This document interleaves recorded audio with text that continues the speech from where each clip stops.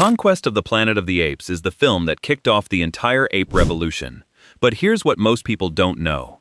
The version you saw is not the version the filmmakers intended.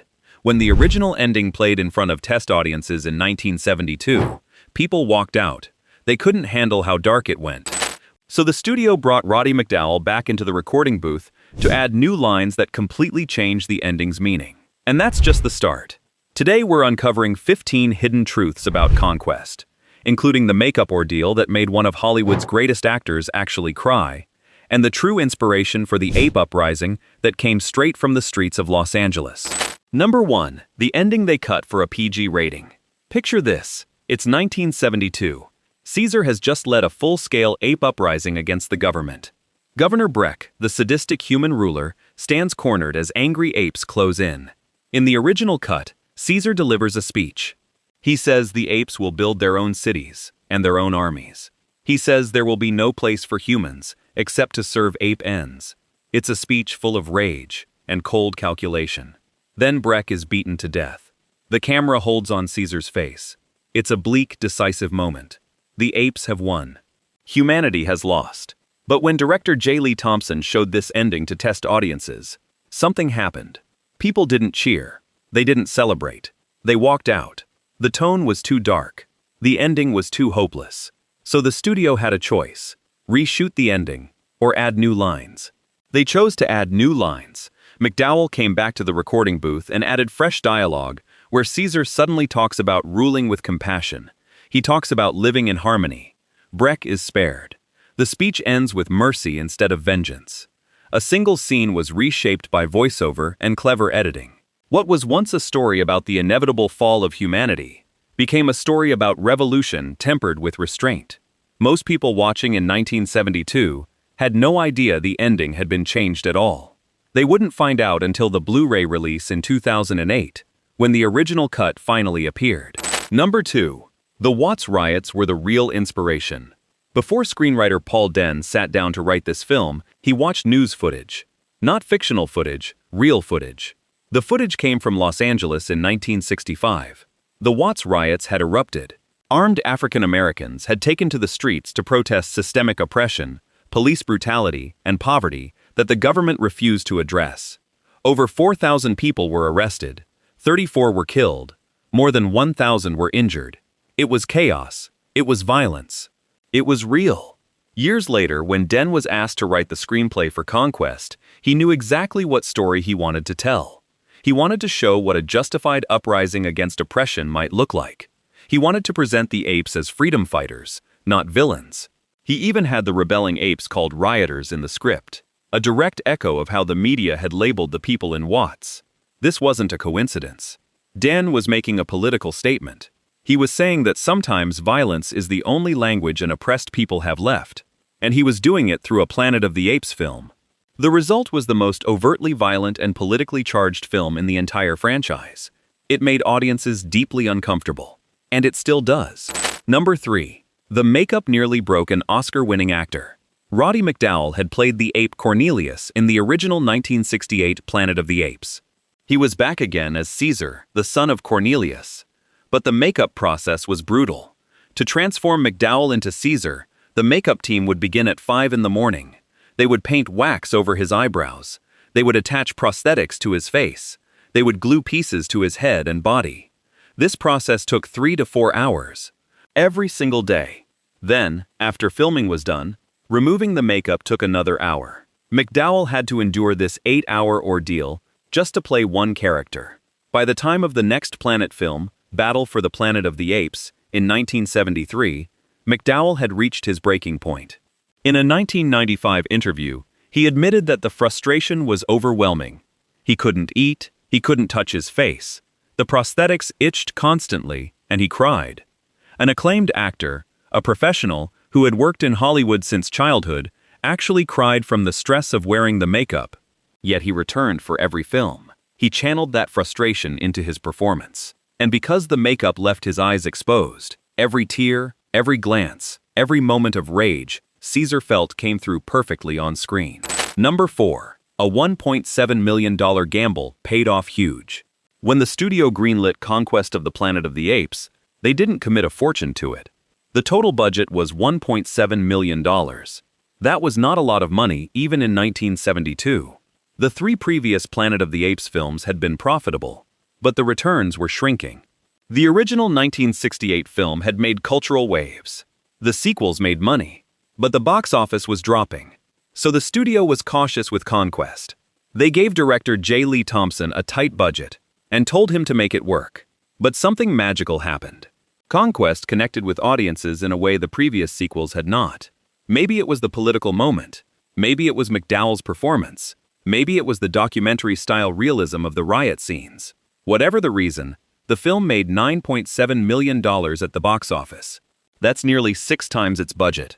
For a film executives were skeptical about, Conquest became the franchise's most profitable return on investment.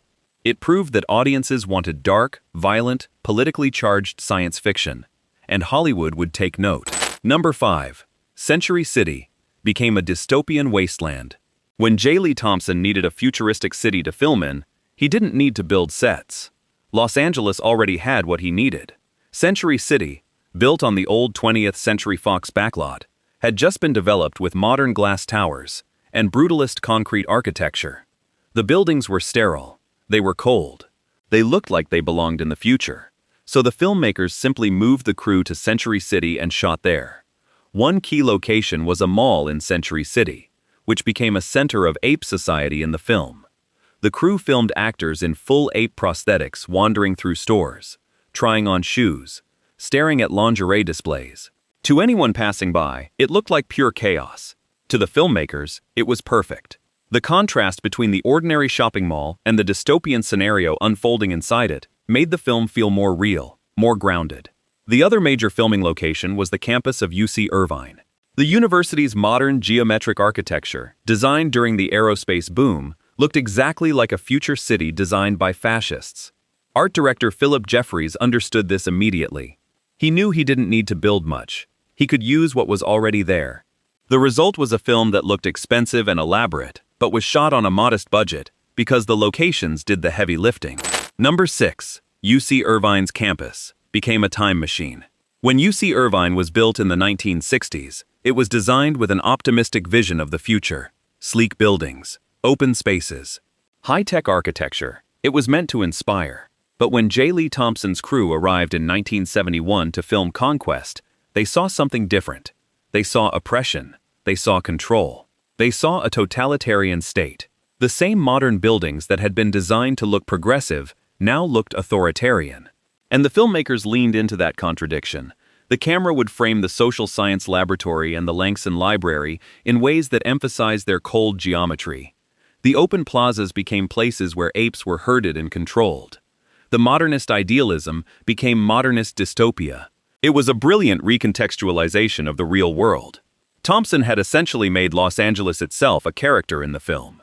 He had taken a real city, a real university, and by simply pointing the camera and telling the story right, he had transformed them into the nightmare future of 1991. When audiences watched the film, they weren't watching a distant future. They were watching their present, reframed as totalitarianism. Number 7. This was the only PG-rated film in the original franchise. The original Planet of the Apes came out in 1968 and was rated G. Beneath the Planet of the Apes was also rated G. Escape from the Planet of the Apes was rated G. But Conquest of the Planet of the Apes broke the pattern. It was the first Planet of the Apes film to receive a PG rating. This was significant. By 1972, the motion picture rating system had created a category for films that required parental guidance. Conquest was deemed violent enough that children might need supervision. This was a big deal. The film contained scenes of apes being shot. There was fire. There was brutality.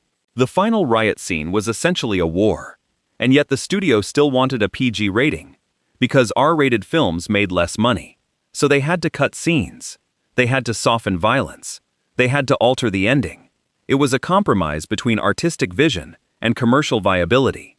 And it became the defining tension of the entire production. The unrated version that appeared on Blu-ray in 2008 was closer to what J. Lee Thompson had originally shot. But for more than 30 years, audiences only knew the PG cut. They only knew the altered ending. They didn't know what they had missed. Number 8. British and American censors cut different scenes. When Conquest was released internationally, different countries had different standards. In America, the film received a PG rating, but scenes were still cut. In Britain, the British Board of Film Classification applied its own rules. The CBFC cut the electrical torture of Caesar, a pivotal scene where government interrogators use electricity on him. They also cut close-up shots of the violence from the final battle. They removed footage of guards being killed. The result was that audiences in Britain saw a significantly less violent film. What they saw was a more muted version of the uprising. The stakes felt lower. The triumph felt less earned. The British version was shorter, softer, less politically charged. For years, different versions of Conquest existed in different countries. Video releases were classified as 15 in the UK. The DVD was eventually reclassified as 12. But the theatrical experience you had in 1972, London was completely different from the experience of someone in Los Angeles.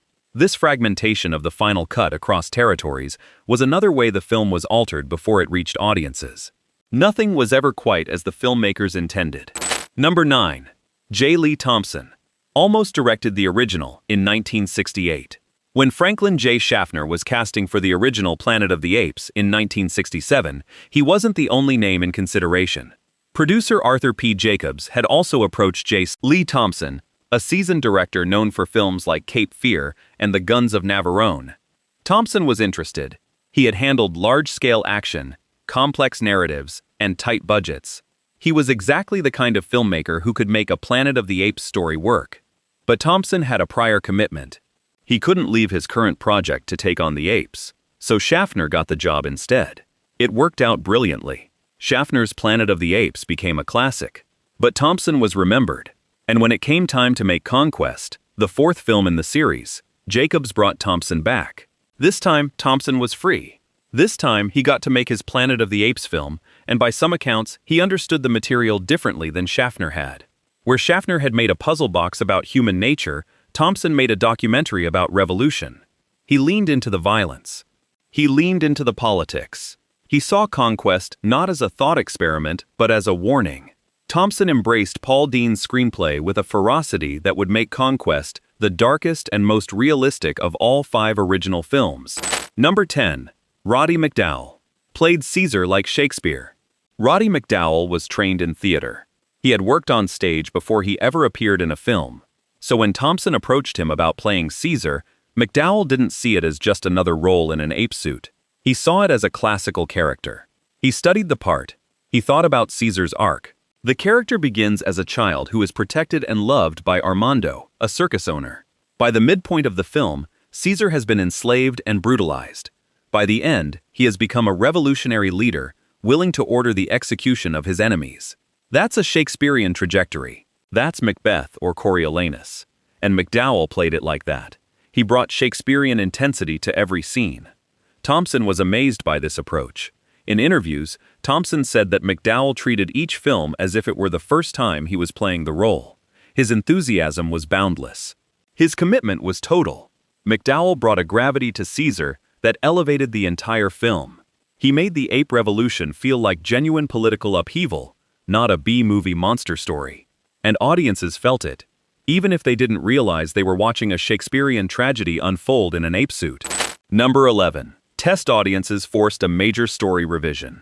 When J. Lee Thompson and producer Arthur P. Jacobs showed Conquest to test audiences before the official release, they got a response they weren't expecting. The final riot sequence didn't thrill people. The darkness of the ending didn't inspire hope. Instead, audience members left the theater midway through. They walked out during the climactic battle. They couldn't handle what they were seeing. The executives were alarmed. This was a problem. The studio had already spent $1.7 million. They had a release date. They couldn't reshoot. So the producer and director made a calculated decision. They would keep the footage of the uprising. They would keep the violence. But they would change Caesar's final speech. They would add new dialogue that pivoted from vengeance to mercy. It was a Band-Aid solution. It was imperfect, but it worked commercially. The film was released on June 30th, 1972. It made money. It became part of the franchise, and the test audience walkouts became a footnote in history.